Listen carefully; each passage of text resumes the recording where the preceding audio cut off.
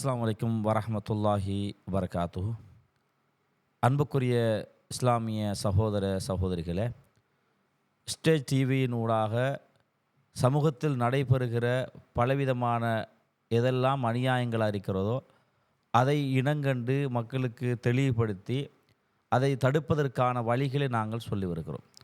அந்த வகையில் தற்போது நாம் எடுத்திருக்கிற தலைப்பு விவாகரத்து. சமூகத்தில் நடைபெறுகிற அந்த விவாகரத்தை நாங்கள் எப்படி தடுப்பது, இல்லாமாக்குவது, அதுக்கான ஐடியாக்களை எப்படி வழங்குவது, மார்க்கம் அதுக்கு என்ன வழி சொல்லியிருக்கிறது என்பது குறித்து நாங்கள் தொடர்ந்தும் பேசி வருகிறோம். அதில் முதல் பகுதியை நாங்கள் பேசிவிட்டோம்.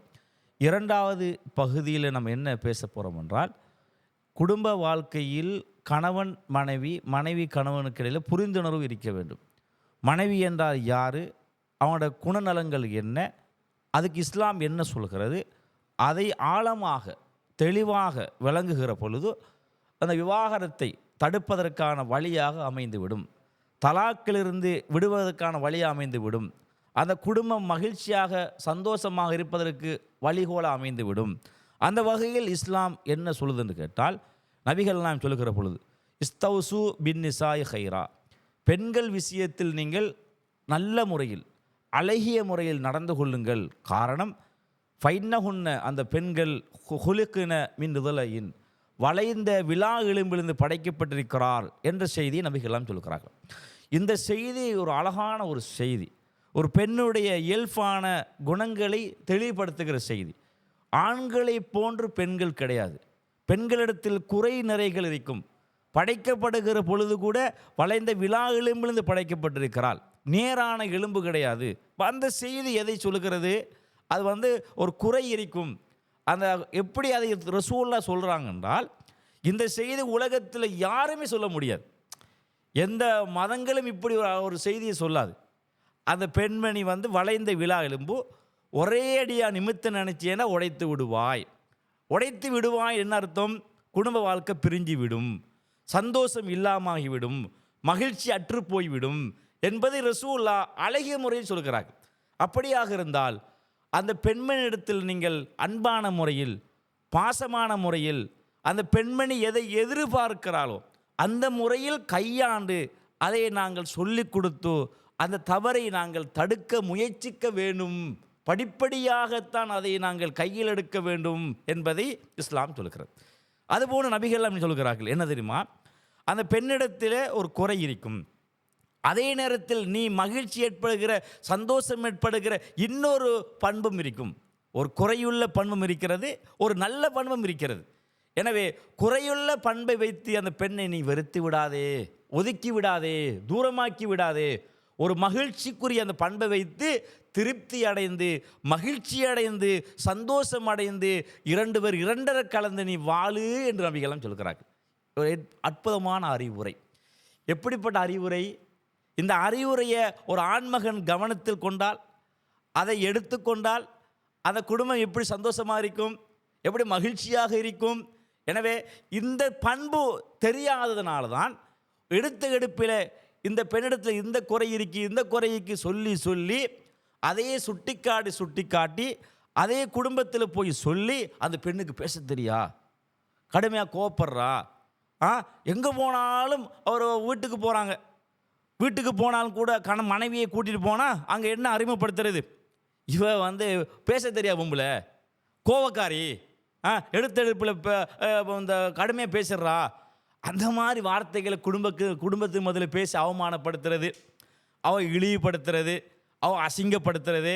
இந்த மாதிரி அசிங்கப்படுத்துகிற, இழிவுபடுத்துகிற வேலையை செய்தால் அந்த பெண்மணி எப்படி மகிழ்ச்சியாக இருப்பாள், எப்படி சந்தோஷமாக இருப்பாள்? அதை திருத்த வழி செய்யணுமா இல்லையா? கோவப்படாதே, இது ஷைத்தானுடைய பண்பு. கோவப்படுவது இஸ்லாம் என்ன சொல்லுகிறது?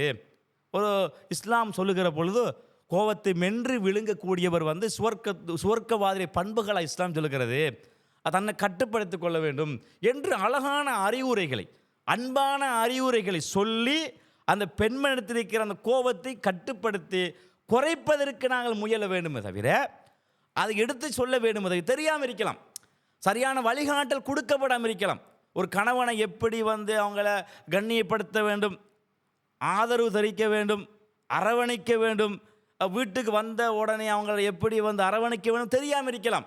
அவங்களுக்கு சொல்லி கொடுக்குற பொழுது இப்படி இப்படி நடந்துக்கோ, இந்த மாதிரி நடந்துக்கோ, அது எனக்கு மகிழ்ச்சி ஏற்படுத்தும், அது எனக்கு சந்தோஷத்தை ஏற்படுத்தும் என்று நீங்கள் எதில் நீங்கள் குறைய காணுகிறீர்களோ, உங்களுக்கு எது வெறுப்பாக இருக்கிறதோ, எது உங்களுக்கு பிடிக்கலையோ அதை நீங்கள் அன்பாக பாசமாக சொல்லுகிற விதத்தில் நீங்கள் சொல்லுகிற பொழுது அது நாளடைவில் அந்த பண்பு இல்லாமாக்கப்பட்டு அது திருந்து வாய்ப்பு இருக்கிறது.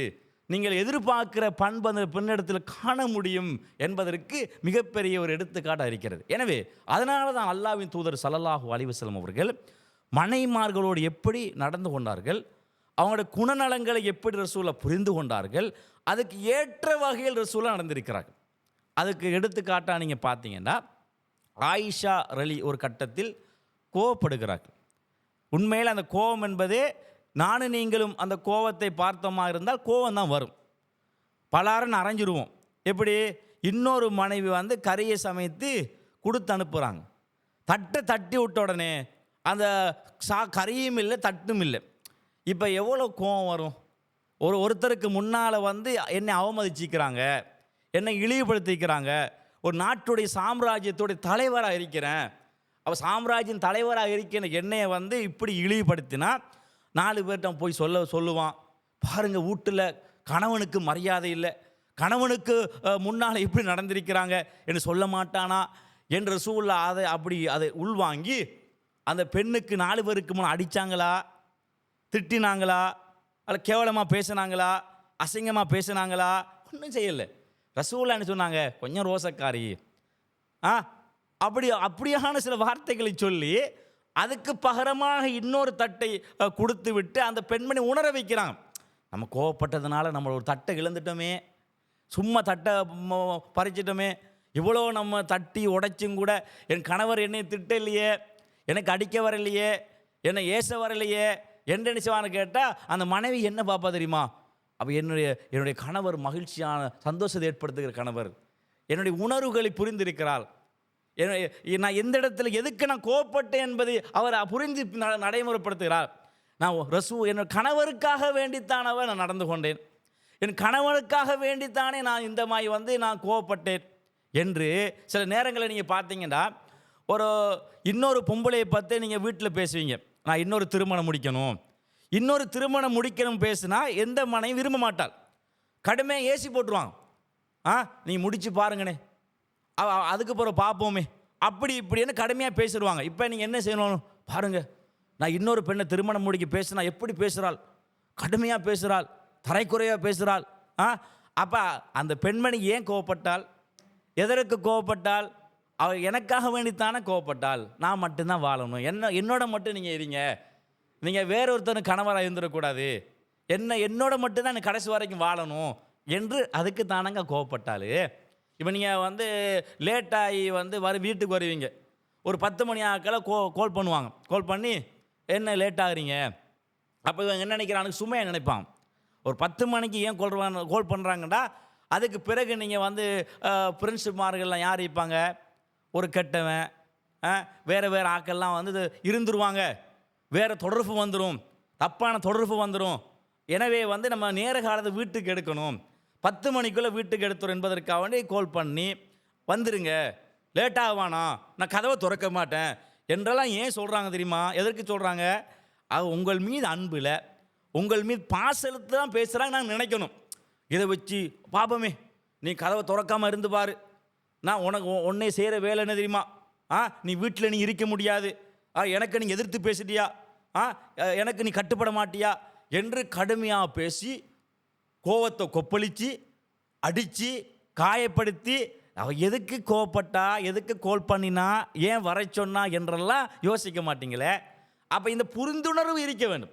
கணவன் மனைவிக்கிடையில் ஒரு புரிந்துணர்வு இருக்கிற பொழுதுதான் அந்த வாழ்க்கை ஒரு மகிழ்ச்சியாக இருக்கும், விவாகரத்து என்ற அம்சம் நடைபெறாமல் இருக்கும், தலாக்கில் போய் முடிவடையாமல் இருக்கும். எனவே இதை நாங்கள் கவனத்தில் கொள்ள வேண்டும் என்ற அடிப்படை புரிந்து கொள்ளும். அடுத்ததாக சில ஆண்கள் என்ன செய்கிறாங்கன்னா, மனைவியிடத்தில் வந்து இல்லற தேவையை வந்து ஒரு மிருகமாய் பெண்களை பயன்படுத்துகிறாங்க. ஒரு பகல் நேரம், அந்த நேரத்தை கடுமையான உஷ்ணமாக இருக்கிறது, அந்த நேரத்தில் வந்து அந்த பெண்மணி விரும்பாமல் இருக்காங்க, கடுமையாக உஷ்ணமாக இருக்கிறது. அண்மையில் நடந்த விவகாரத்தில் ஒரு பகுதி தான் என்ன தெரியுமா, அவள் அந்த புள்ள சொல்லுதுங்க, ஒரு 22 வயசு புள்ள சொல்லுது, எனக்கு பகலில் இருக்க முடியலை, நைட்லையும் இருக்க முடியலை, ஒரு நாளைக்கு ஒரு 7-8 தடவை செய்கிறாரு அவர் வந்து அழைக்கிறாரு, அப்போ வந்து அதுக்கு தாக்கு பிடிக்க முடியலை, அதனால் வந்து நான் அவரோட சேர்ந்து வாழ மாட்டேன் என்று அந்த சொல்லுகிறான். அப்போ அதுக்கு கணவன் வந்து என்ன செய்யணும், நம்ம வந்து அதை கேட்ட வகையில் ஒரு பெண், அவன் மிருகம் கிடையாது, நம்ம வந்து அதுக்கு ஏற்ற அவள் விரும்பணுமே. அவள் விரும்புகிறண்டா நீங்கள் ஒரு அரை மணி தேவை ஒருக்கா, 2 மணி தேவை ஒருக்கா, 3 மணி தேவை ஒருக்கா, இந்த மாதிரி நீங்கள் நெருங்கினீங்கடா, அதனால் என்ன செய்யணும்னு கேட்டால் அவள் நெருங்குவாளா, இதனால் அந்த இல்லற வாழ்க்கை பூர்த்தி செய்யப்படுமா, அதனால் மகிழ்ச்சி ஏற்படுமா, அது ஒரு பிரச்சனை காரணமாக இருந்திருக்கிறது. எனவே இதை நாம் என்ன செய்யணும், கவனித்து கொள்ள வேண்டும். அப்போ ஒருத்தர் பெண்மணி வந்து ஒரு கிழமைக்கு ஒருக்கா, 2 நாளைக்கு ஒருக்கா நீங்கள் அழைக்கிறீங்க, அவள் இரவு நேரத்தில் வந்து அழைக்கிற பொழுது அந்த பெண்மணி மறுக்கிறாங்கன்னா அது குற்றம். ஆனால் அவள் என்ன நிலையில் இருக்கிறாள், அவள் சுகம் இல்லாமல் இருக்கிறாளா, வேறு நோயோடு இருக்கிறாளா, அப்போ அதெல்லாம் வந்து கண்டறிய வேணுமா இல்லையா. கடுமையான காய்ச்சலாக இருக்கும், உனக்கு தேவை ஏற்படுகிறது, அவருக்கு வந்து கஷ்டமாக இருக்கும், உடம்பு வலியாக இருக்கிறது, என்னால் வர முடியலைங்க என்று சொன்னால், அப்போ அதை வச்சு நம்ம என்ன செய்கிறது, இல்லை நீ தகுதி இல்லாத பொம்புல, நீ பொருத்தம் இல்லாத பொம்புல என்று கண்டபடி திட்டி, கண்டபடி காயப்படுத்தி, அசிங்கப்படுத்தி, இது மாதிரி நடைபெறுகிற பொழுது, தொடர்ந்தேச்சியாக நடைபெறுகிற பொழுது அதுவும் ஒரு பிரச்சனைக்குரிய வாழ்க்கையாக, விவாகரத்தில் போய் முடியக்கூடிய வாழ்க்கை அமையும் என்ற அடிப்படையை நாங்கள் தெளிவாக புரிந்து கொள்ள வேண்டும். இப்போது இந்த மாதிரி நடைபெறுகிற பொழுது இதுக்கு இஸ்லாம் என்ன சொல்லுகிறது, இதை நாங்கள் எப்படி நம்ம தடுக்க வேண்டும், இந்த இந்த இந்த முறையை கையாண்டமென்றாலே பிரச்சனை குறைஞ்சிடும். பிரச்சனை ஒரு கணவன் மனைவி என்ன அடிப்படை புரிந்து கொண்டு நடந்தாலே பிரச்சனை குறைஞ்சிடும். ஆனாலும் கூட இஸ்லாம் சில அடிப்படைகள் வச்சிருக்கிறது. என்ன அடிப்படை, இந்த மாதிரி காரியங்களை எப்படி புரிய முடியும், புரிந்து நடந்து கொள்ளணும். சில விஷயங்கள் எப்படி இருக்கும்னு கேட்டால், நம்ம எவ்வளோ சொல்லியும் கேட்குறாள்ல. இப்போ இரவு நேரத்தில் வந்து ஒரு கிழமைக்கு ஒரு காலம் அழைச்சாலும் கூட அவள் வந்து இதில் வரமாட்டேன், ஏன் காரணம்னு கேட்டால் அந்த பெண்மணி தப்பான தொடர்பில் இருந்தால் நெருங்க மாட்டான். அது நடக்கிறது. ஏன்னா அவங்களுக்கு அந்த ஃபீலிங் இருக்காது. இன்னொரு கணவன் இருக்கத்தக்கன இன்னொரு கணவனை வேறு கள்ளத்தனமாக எப்பவும் பேசி கதைச்சி இருக்கிற போல அந்த ஃபீலிங் அங்கே போயிடும், இந்த ஃபீலிங் குறைஞ்சிரும். அதனாலும் சரின்னு கேட்டால் அதுக்காக வேண்டி இந்த பெண்மணி தப்பான தொடர்புகளை இருக்கிற பொழுது, அப்போ இல்லற தேவை என்பது பூர்த்தி செய்ய முடியாமல் அந்த கணவன் வந்து என்ன செய்யறான்னு கேட்டால் அதிருப்தி அடைந்து நாளடைவில் விவாகரத்து போய் முடிகிறதுன்னு கேட்டால் அதுக்கு காரணம் என்ன தெரியுமா, பேசிக் வந்து அந்த மனைவி வந்து கள்ள தொடர்பு காரணம். இதுக்கு இன்றைக்கி ஃபோனை நீங்கள் பார்த்தீங்கன்னா, அண்மையில் பார்த்தீங்கன்னா, இப்போ என்ன எப்போ பார்த்தாலும் நம்மளோட எரிஞ்சு விழுறா, வரமாட்டேங்கிறா என்று வளமை நம்மளோட நெருக்கமாக இருந்த பெண்மணி, இல்லற வாழ்க்கையை பூர்த்தி செஞ்ச பெண்மணி இப்போ எரிஞ்சு விழுகிறா, கூப்பிட்ட மறுக்கிறா, வரமாட்டேங்க சொல்கிறா என்று பார்த்தா இவ வந்து வேற ஒருத்தனோட கள்ள தொடர்போடு இருக்கிறா என்பது ஃபோன் மூலமாக அவருக்கு கிடைக்கிறது. அப்போ இதனால் என்ன செய்யறான்னு கேட்டால், அது கிடைச்ச பிறகு உடனடியாக இவ தகுதி இல்லை, உடனடியாக வந்து தலாக்கள் முடிவடைகிறது கேட்டால் இது காரணம் என்ன, அப்போ இது மார்க்கம் இல்லை. ஒரு கணவன் இருக்கிற போல துரோகம் செய்யக்கூடாது இல்லையா. உனக்கு இந்த கணவன் வானாவிட்டால் அதுக்கு இஸ்லாம் வழிமுறை வச்சிருக்கிறது. அந்த வழிமுறையை கையாண்டு என்ன செய்யணும் தெரியுமா, நாங்கள் வந்து உடனடியாக எனக்கு இவர் தேவையில்லை, அதுக்கு பொருத்தமான ஆள் கிடையாது, எனக்கு பொருத்தமான ஆள் வந்து நான் ஒருத்தர் தேர்வு செஞ்சுக்கிறேன், நான் அவரை தான் திருமணம் முடிக்கிறேன் சம்மந்தப்பட்ட ஆட்களை சொல்லி அந்த முறையை கையாளலாம் தானே. ஏன் நீங்கள் இருக்கும்போது வேறு தொடர்பை கையாளுறீங்க.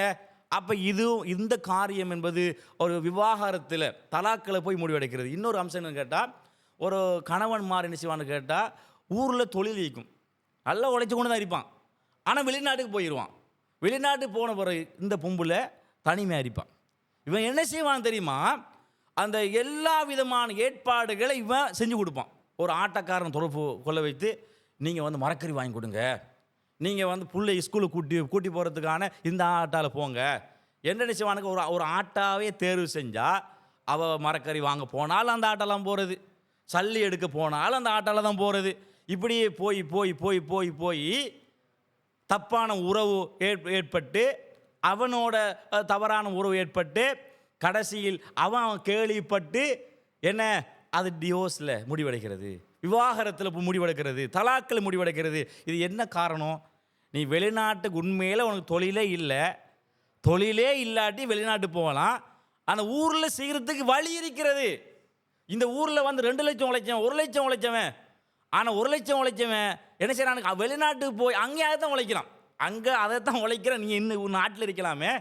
அப்போ பெண்மணியை வந்து என்ன செய்யறான்? தொடர்ந்தேர்ச்சியாக வந்து இவன் வந்து தனிமையாக வாட வைப்பது, தனிமையாக வாட வச்சு அதுக்கான வழிகளை காட்டி கொடுப்பது, அதுவும் வந்து அந்த பெண்மணி தப்பான வழிக்கும் தவறான வழிக்கு போவதற்கு காரணமாக இருக்கிறது. அதை இனங்கண்டு உரிய கணவர்மார்கள் நம்ம போவதனால் என்ன பாதிப்பு இருக்கிறது என்பதை இனங்காண வேண்டும். அது இன்னொரு சம்பவம் நடந்துக்குன்னு கேட்டால், சொந்த தாத்தாவுடைய மகனை வீட்டில் வச்சுக்கொள்கிறீங்களா என்று நானாவோட பேசுகிறாங்க. நானா என்ன சொல்கிறான்னு கேட்டால், சொந்த தாத்தர மகன் தானே, அப்போ அவர் வந்து தப்பான வழிக்கு போவாரா, தவறான வழிக்கு போவாரா, என்னுடைய மனைவியோடு தப்பான உறவு ஈடுபடுவாரா என்று யாரும் யோசிக்க மாட்டேன் தானே. சொந்த தாத்தாவுடைய மகன் தானே. அந்த நம்பிக்கையில் என்ன செய்கிறான்னு கேட்டால் வீட்டில் வைத்துட்டு தொடர்ந்தேர்ச்சியாக இரவு வேலையை தான் அவருக்கு விழுகிற நைட் ஷிஃப்ட். நைட்டில் என்ன செய்கிறான்னு கேட்டால் வேலைக்கு போகிறாரு, பகலில் வீட்டுக்கு வராரு. இப்போ என்ன நடக்குது? அந்த சொந்த தாத்தாவுடைய மகனுக்கும் இந்த ஒரு மனைவி கடையில் தவறான தொடர்பு ஏற்படுகிறது, தப்பான தொடர்பு ஏற்படுகிறது. அந்த ஏற்பாடு அவங்க 2 பேரும் இல்லற வாழ்க்கை ஈடுபடுகிற அளவுக்கு போய் முடிந்து விடுகிறது. இப்போ கடைசியில் கையமையமாக மாற்றினதுக்கு பிறகு அவர் என்ன முடிவெடுக்கிறார் தெரியுமா? வந்து 2-3 குழந்தை இருக்கத்தக்கனையே அந்த குடும்பம் வந்து பிரிவுக்கு உள்ளாக்கப்பட்டு, இந்த தகவல் தாத்தாவுக்கு கேள்விப்பட்டோன்னா தாத்தா வந்து மிகப்பெரிய கவலைக்கு உள்ளாக்கப்படுறார். என் மகனால் வந்து அந்த குடும்பம் பிரிஞ்சு போயிட்டு, என் மகன் அந்த அநியாயத்தை செஞ்சிட்டானே, இந்த கேவலத்தை செஞ்சிட்டானே என்று அந்த குடும்பம் வேற கவலை, இவருக்கு வேற கவலை. என்னுடைய 3 குழந்தையை வந்து நான் தவிக்க விட்டேனே, இந்த நாய் செஞ்ச வேலையால் வந்து நாம் நடுத்தருவில் நிற்கிறோமே என்று அந்த அந்த நாய்க்கு கடுமையான முறையில் அவர் திட்டுகிறாரு, ஏசுகிறாரு. அந்த குடும்பமும் வந்து நினைச்சாங்க, இவருக்கு ஏசுகிறாங்க. இந்த நிலைமைக்கு யார் காரணம்? நீங்கள் நம்பி யாரை வீட்டுக்குள்ளே வைக்கணுமென்று தெரியல. ஒரு ஆம்பளை தான். அவனுக்கு என்ன தான் நீங்கள் மார்க்க அறிவு இருந்தாலும் இஸ்லாம் என்ன சொல்கிறது? ஆணும் பெண்ணும் தனிமையாக இருக்கிற பொழுது அங்கே ஷைத்தான் வந்துடுவான். ஷைத்தான் வந்துடுவான்டா. அப்படிப்பட்ட ஒருத்தனை இப்படி வீட்டுக்குள்ள வந்து வைப்பீங்க? நீங்கள் யாரை நம்பி வைப்பீங்க? அவன் என்ன நிலையில் இருக்கிறான் யாருக்கு தெரியும்? என்னென்ன படங்கள் பார்க்குறான்னு யாருக்கு தெரியும்? அவன் தப்பான படங்களை, தவறான படங்களை பார்க்குறவன் அவன் வடிகால் தேடுவான். வடிகால் தேடுக்கிற பொழுது இன்றைக்கு சில கேள்விப்படுறேன் தானே. சொந்த வாப்பாவே மகளோட வந்து தவறான உறவு காணுகிற ஒரு உலகத்தில் வாழ்ந்திருக்கிறோம். அப்படிப்பட்ட நிலையில் இன்னொரு ஆம்பளையை கொண்டு வீட்டுக்குள்ள கொண்டு வைக்க முடியுமா? அப்போ இதை நம்ம தவிர்க்க வேண்டும். அது எப்படிப்பட்ட ஆம்பளையாக இருந்தாலும் 5 வேளை தொழுகிறான், நல்லா தாடி வச்சிருக்கிறான், மக்களுக்கு நல்லதை சொல்கிறான், மார்க்கத்தை பேசுகிறான், இந்த மாதிரி நீங்கள் என்ன செய்யக்கூடாது? நீங்கள் யோசிக்கக்கூடாது. அப்படிப்பட்ட ஆம்பளை கொண்டு நீங்கள் வீட்டு தங்க வைக்கக்கூடாதுன்னு அடிப்படை புரியணும். அப்போ இது விவாகரத்துக்கு, தலாக்குக்கு முடிவதற்கு இது காரணம் வைக்கிறது. இன்னொரு செய்தி என்னென்னு கேட்டால், உண்மையில் இது சொல்லணும். அண்மையில் வந்து 2 நண்பர்கள், நெருக்கமான நண்பர்கள். அந்த அவர் யாருன்னு கேட்டால், அவர் ஒரு ஆலி மௌலவி. அவர் வீட்டுக்கு அடிக்கி கூட்டி வர்றது போகிறது, கடைசியில் ரகசியமான முறையில் வந்து அவரோட தொடர்பாகி விடுகிறார். யார்? நெருங்கிய நண்பர் வீட்டுக்கு நம்பிக்கையோடு கூட்டி வராரு, வீட்டில் மனைவியே பேச வைக்கிறாரு, சிரித்து மகிழ வைக்கிறாரு, காமெடி பண்ணுறாங்க. கடைசியில் இந்த காமெடி எங்கே போய் முடிக்கிறது? இவர் என்ன செய்கிறான்னு கேட்டால் ஒரு ஜும்மாவுக்கு போகிறார். ஜும்மாவுக்கு போனால் இந்த மௌலவிக்காரன் என்ன செய்கிறான் தெரியுது? அவனும் மௌலவி தான். அவன் என்ன செய்கிறான் தெரியுமா? இந்த மனைவியோட வந்து கள்ள தொடர்பு ஏற்பட்டு 2 பேரும் கசமுசால ஈடுபட்டாங்க, தப்பான அடிப்படையில் ஈடுபட்டாங்க. அப்போ வந்து பாருங்கள், ஒரு நெருங்கிய நண்பனை நம்பி வீட்டுக்களை எடுத்தான், 2 பேருக்கு காமெடி பண்ணி சிரிக்க வச்சாங்க. கடைசியில் இவர் வெள்ளிக்கிழமையை பார்த்து வீட்டுக்குள்ளே இறங்கி தப்பான வழியை நடந்திக்கா இல்லையா? இது வந்து உலகத்துக்கு வரலான தகவல், எங்களுக்கு கன்ஃபார்மான உறுதியான தகவல். இதுக்கு என்ன காரணம்? நண்பன் இடத்துல வச்சிடணும். வீட்டுக்கு கிச்சன் வரையும் கூட்டி வாரது, ரூமு வரைக்கும் கூட்டி வாரது. இஸ்லாம் என்ன சொல்கிறது? ஒரு பெண் வந்து குழஞ்சி பேசக்கூடாதுன்னு ஏன் சொல்லுகிறது? ஒரு வீட்டுக்கு ஒருத்தர் வாராரு, ஒரு ஹஸ்பண்ட் இங்கே என்ன கேட்குறாரு, நீங்கள் என்ன சொல்லணும்? மனைவி வந்து அவர் போயிட்டாரு, அவளை தானே சொல்லணும். நம்ம நீங்கள் எங்கே என்னத்துக்கு வந்தீங்க, எதற்கு வந்தீங்க, இப்போ வந்துடுவாங்க, வீட்டுக்குள்ளே வாங்க, சேரை போட்டு கொடுத்து உட்கார வச்சு தண்ணி கொடுக்க வச்சு. ஆனால் கணவரா? இவர் திடீர்னு வீட்டுக்குள்ளே வருவார், ஏதாச்சும் வீட்டுக்குள்ளே வருவார், வீட்டுக்குள்ளே யாரைப்பான், நண்பனைப்பான். இப்போ சந்தேகம் வராதா? வீட்டுக்குள்ளே வச்சுக்கிறா, தப்பாக நடந்திருக்குமா, தவறாக நடந்திருக்குமா, சந்தேகம் வரும் ஒரு பக்கம். ரெண்டாவது, தொடர்ந்தேச்சியாக வந்து தனிமையாக இருக்கிற பொழுது அவனுக்கு வேறு எண்ணம் வருமா இல்லையா? அல்லாஹ் சொல்கிறான், குழஞ்சி பேசாதேன்னு சொல்கிறான். தப்பான உள்ளம் கொண்டவன், தவறான உள்ளம் கொண்டவன் அவன் அடைய முயற்சிப்பான். தப்பான வழியில் தன்னை அடைவதற்கு என்ன வழி தேடுவான்னு சொல்லுகிற ஒரு மார்க்கத்தில், அந்த மார்க்கத்தை கற்றறிந்தவன் இந்த பெண்கள் எப்படி நடந்து கொள்ளணும், எவனாவது வீட்டுக்கு வந்து கேட்டால் என்ன செய்யணும், ஒரு கால் பண்ணுறாங்க, நீங்கள் ஆன்சர் பண்ணுறீங்க, ஆன்சர் எப்படி இருக்கணும்? அவர் இல்லை, அவ்வளோதான், போயிட்டார், நாளைக்கு வருவார், அவ்வளோதான் இருக்கணும். அப்புறம் ஆன்சர் பண்ணி என்னத்துக்கு எடுத்தீங்க, எதுக்கு எடுத்தீங்க, என்ன தேவைக்கு எடுத்தீங்க, அவர் லேட்டாகி வந்துடுவார், இப்போ உங்களோட வாழ்க்கை எப்படி போகுது, உங்களோட குடும்ப வாழ்க்கை எப்படி போகுது, நீங்கள் சந்தோஷமாக இருக்கிறீங்களா, தொழில் எப்படி, என்னை பார்த்து அவர் என்ன உங்கள்கிட்ட என்ன சொல்லுவார், இதெல்லாம் இதை பேசுகிறதா? நீங்கள் 2 நாளைக்கு பேசுவான், 3 நாளைக்கு பேசுவான், 2 மாதம் பேசுவான். அப்போ என்ன செய்வான் தெரியுமா? அந்த பேச்சு கவர்ந்தெழுத்து கடைசியில் எப்படி அடையலாம். இவர் 2 பேரும் தொடர்ந்து பேசுவார். இவர் பேசுகிற, அவர் பேசுகிற, குடும்பத்தை பற்றி சொல்கிறது, அவர் குடும்பத்தை பற்றி சொல்கிறது. இப்போ 2 பேரும் சங்கமித்துருவாங்க. அவரோட மெசேஜ் அனுப்புறது, என்னங்க கால் எடுக்கல, மெசேஜ், வாட்ஸ்அப் மெசேஜ். அதுக்கு பிறகு இப்படி நான் பிஸியாக இருந்துட்டேன். அதுக்கு பிறகு என்ன, உங்களை பார்த்து கனநாளாயிட்டு, உங்களோட முகத்தை பார்க்கணுமா எனக்கு தோன்றுறது, அப்படி ஃபோட்டோன்னு அனுப்பிவிடுங்க. அவர் மெசேஜ் ஃபோட்டோ அனுப்புறது, இவர் ஃபோட்டோ அனுப்புறது. கடைசியில் நடக்கும் தெரியுமா? கடைசியில் வேறு வகையில் முடிஞ்சிடும். நடக்குதா இல்லையா? தான் நடந்துட்டு. இப்போ இஸ்லாம் இவ்வளோ அழகான மார்க்கம். ஒரு பொம்பளை யாராவது வீட்டுக்கு வருகிற பொழுது குழஞ்சி பேசான்னு சொன்னால், அதுக்கு மாற்றமாக ஒரு பொம்பளை நடந்தால் வேறு வழியில் போய் முடிவடையும் என்பதை நாங்கள் பார்க்குறோமா இல்லையா? இது ஒரு அம்சம். இன்னொன்று, சொந்த தம்பியை கூட ஒரு ஒய்ஃப் வீட்டில் இருக்கிற பொழுது எலோட் பண்ணக்கூடாது. நான் இல்லாத நேரத்தில், ஒரு கணவன் இல்லாத நேரத்தில் பார்த்து என்ன செய்யணும் தெரியுமா? நீங்கள் மரக்கறி வாங்கி கொடுங்க தம்பி, நீங்கள் மனைவியை வந்து நீங்கள் வந்து கடைக்கு கூட்டி போங்க தம்பி, ஆட்டாவில் நீங்கள் என்னென்ன கேட்குற அதெல்லாம் வாங்கி கொடுங்க. இப்படி தனிமையாக இருக்கிற பொழுது அனுப்பக்கூடாது. இந்த உறவை பற்றி ரசூல் என்ன சொல்கிறாங்க? அது வந்து அந்த உறவு மௌத்து ஈயாக்கும் வத்துகூல் அலனிசா, ஒரு பெண்கள் தனிச்சிருக்கிற இடத்துக்கு உள் நுழைவு தடைன்னு ரசூல் சொல்கிறாங்க, எச்சரிக்கிறாங்க. அப்போ தான் கேள்வி கேட்கப்படுது, அப்படியா கணவன்ட தம்பி வர முடியுமா?